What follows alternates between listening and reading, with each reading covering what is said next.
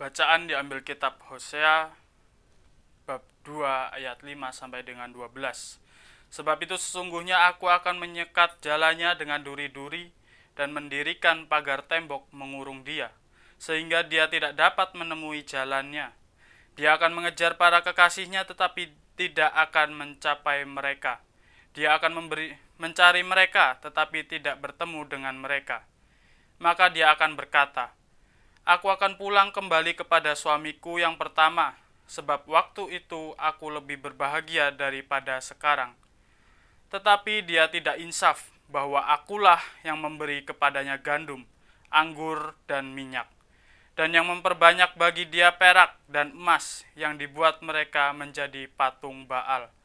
Sebab itu aku akan mengambil kembali gandumku pada masanya dan anggurku pada musimnya, dan akan merampas kain bulu domba dan kain lenanku yang harus menutupi auratnya. Dan sekarang aku akan menyingkapkan kemaluannya di depan mata para kekasihnya, dan seorang pun tidak akan melepaskan dia dari tanganku. Aku akan menghentikan segala kegirangannya, hari rayanya, bulan barunya, dan hari sabatnya, dan segala perayaannya. Aku akan memusnahkan pohon anggurnya dan pohon aranya, yang tentangnya dikatakannya, ini semua yang pemberian kepadaku, yang dihadiahkan kepadaku oleh para kekasihku. Aku akan membuatnya menjadi hutan, dan binatang-binatang di padang akan memakannya habis.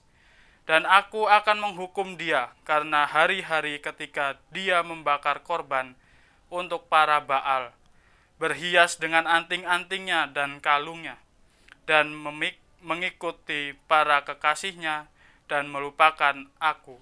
Demikianlah firman Tuhan, demikianlah sabda Tuhan.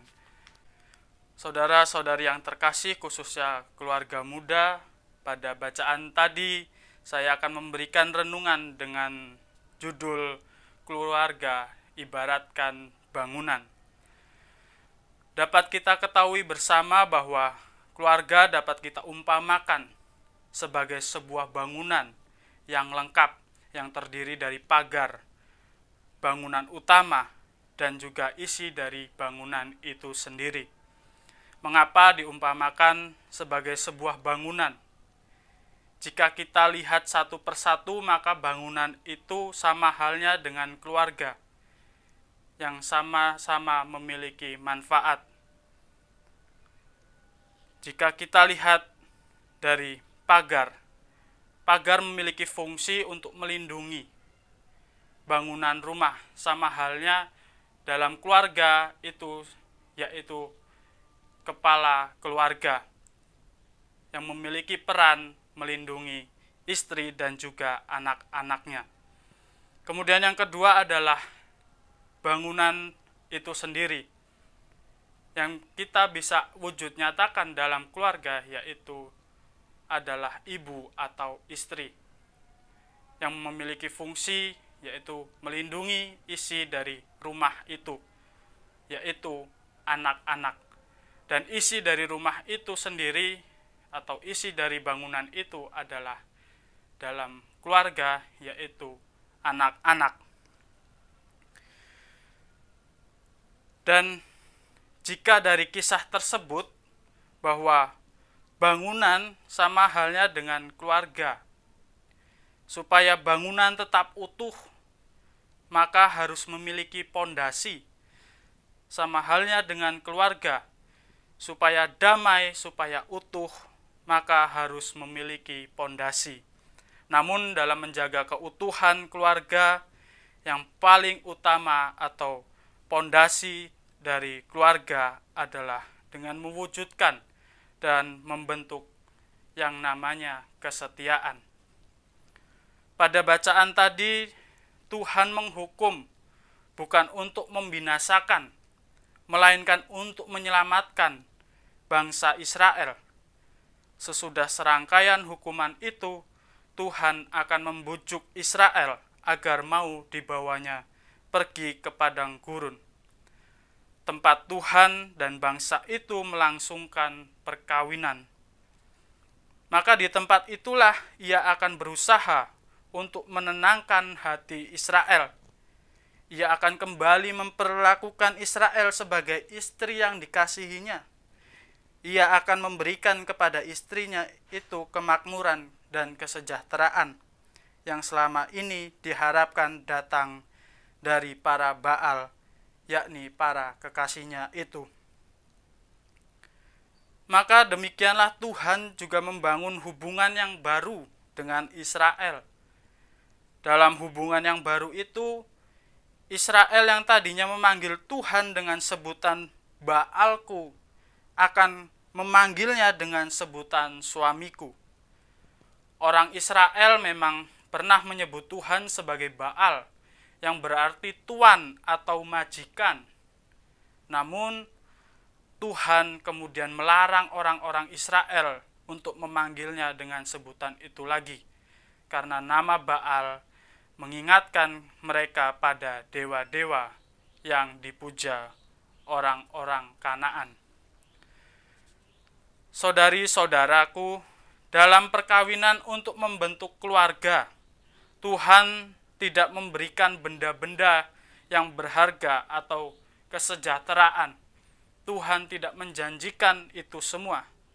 Namun Tuhan setia pada janji yang telah diucapkannya, dan kesetiaan itu terungkap dalam kasih sayang yang nyata dari Tuhan terhadap Israel.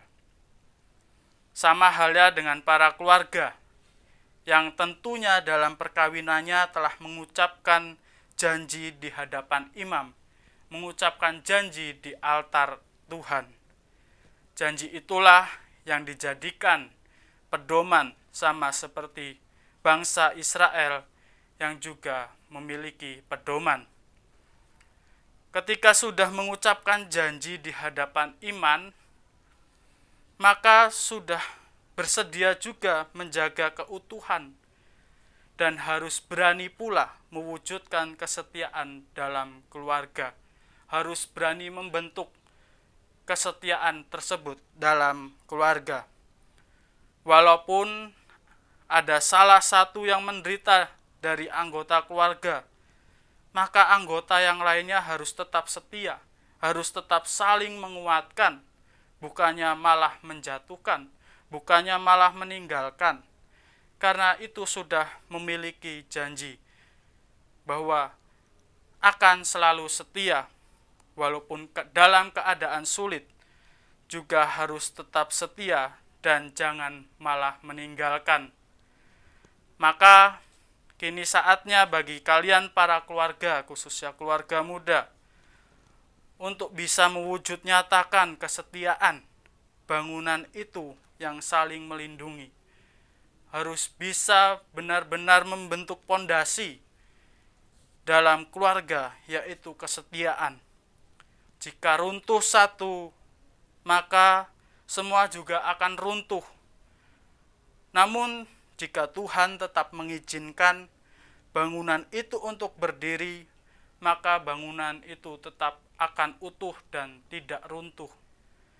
Maka keutuhan dalam keluarga dapat diwujud nyatakan dengan menghidupkan terlebih dahulu yang namanya cinta kasih, yang namanya kesetiaan. Maka kesetiaan dan cinta kasih itulah yang memainkan peran utama dalam sebuah hubungan, khususnya dalam membangun keluarga. Kemuliaan kepada Bapa dan Putra dan Roh Kudus, seperti pada permulaan, sekarang, selalu, dan sepanjang segala masa. Amin.